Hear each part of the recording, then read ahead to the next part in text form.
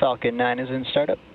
At this point, the autonomous flight computers have taken over the launch countdown, and both stages are pressurizing for launch. We're now just waiting on the final go-no-go from the launch director. Mission directors, go for launch. And there you heard the mission directors go for launch. Let's sit back and watch as Falcon 9 takes SV10 to space. T-minus 30 seconds.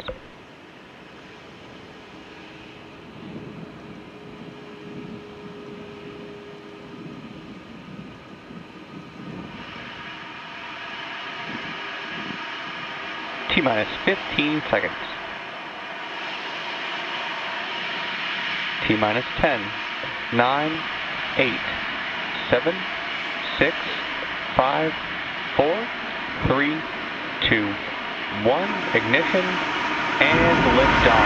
Go Falcon, go GPS III SV10.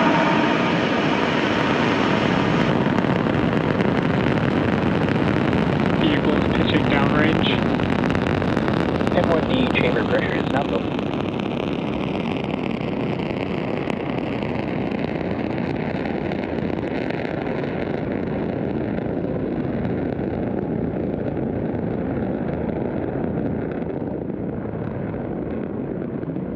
At T plus 30 seconds and counting, Falcon 9 has successfully lifted off from Space Launch Complex 40 at Cape Canaveral Space Force Station in Florida. We're now throttling down the engines to prepare for max Q, the point of maximum aerodynamic pressure during ascent.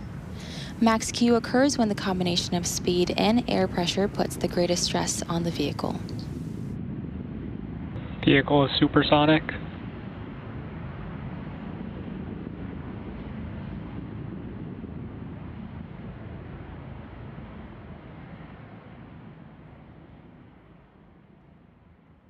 Max Q.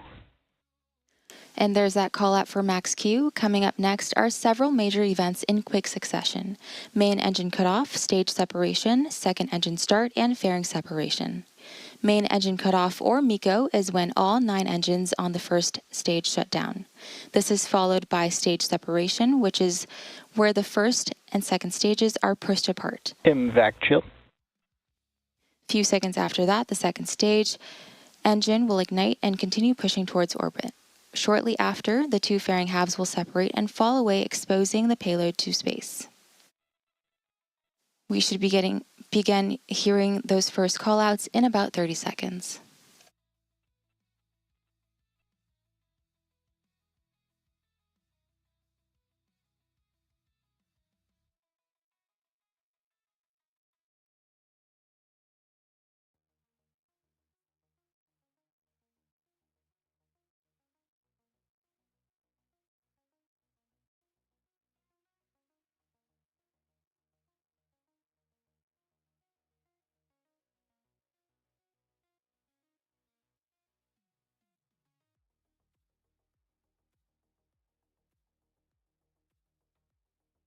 Main engine cutoff.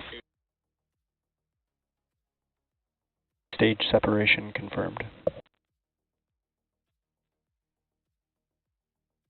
MVAC startup.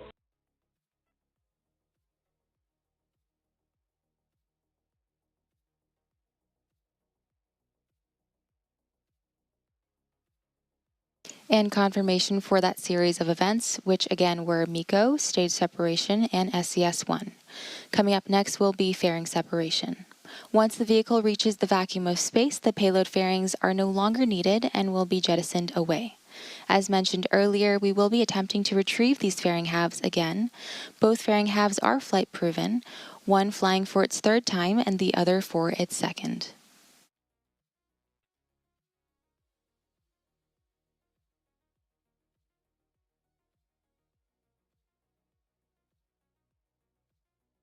Fairing separation confirmed. And there is that confirmation for fairing separation. If you're just joining us, you're watching a live coverage of the GPS III mission. We had an on-time liftoff at 2:53 a.m. Eastern Time from Space Launch Complex 40 at Cape Canaveral Space Force Station in Florida. Now, We're still in the first MVAC burn on the second stage, and this burn should last for another few minutes. In order to make its way back to land today, the Falcon 9's first stage has 2 more burns to execute. Next up is the entry burn, where 3 of the Merlin engines will reignite. This helps to slow the stage down as it re-enters the upper part of Earth's atmosphere. Following the entry burn, shortly thereafter, the booster will initiate the landing burn, which will slow the vehicle down before touching down on our drone ship. We should be hearing the call out for entry burn in about a couple seconds from now.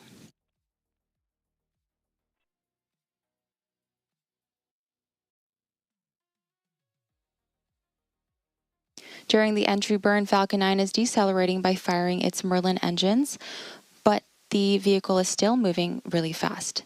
This causes it to fly through Merlin's exhaust gases, also known as the rocket's plume, which deposits a layer of soot on the vehicle surface, which is why our flight-proven vehicles look the way that they do. The soot comes from the carbon-based fuel that Falcon 9 uses, and with each flight, that soot builds up a little more on the outside of the vehicle. We are still more than a minute away from the beginning of the entry burn. As you see on the telemetry on the bottom of your screen, the second stage is still picking up speed. On your right screen, you can see the engine burn, and left side, you can see the first stage decelerating and making its way back to Earth.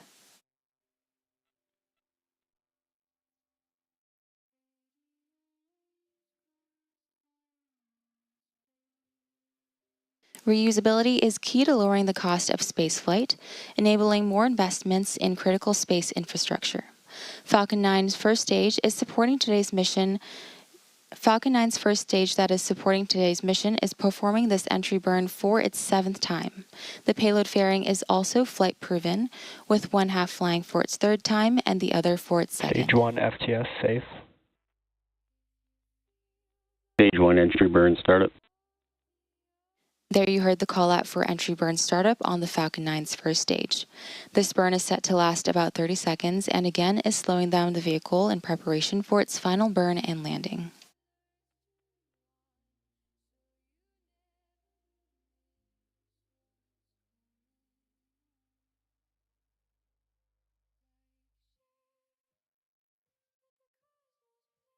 Stage 1 entry burn shutdown. And there's a call out for entry burn shutdown, the completion of the Falcon 9's first stage entry burn. Coming up next will be the first stage landing burn.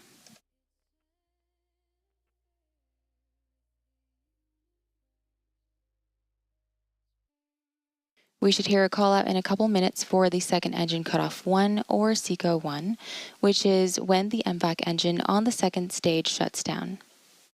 That'll conclude the roughly 5-minute burn by this engine needed to get to the proper orbit. Seconds later, we'll have the start of the landing burn of the first stage. The landing burn is the final burn of the Falcon 9 booster, used to reduce the remaining speed of the vehicle in Stage 2 terminal guidance. Again, this will be the last Falcon mission for Just Read Stage the 1 Instructions. transonic. For Just Read the Instructions, which has supported 155 landings to date since it first joined the fleet in 2015. The drone ship will be fully dedicated to supporting Starship operations going forward. Stage 2 FTS safe.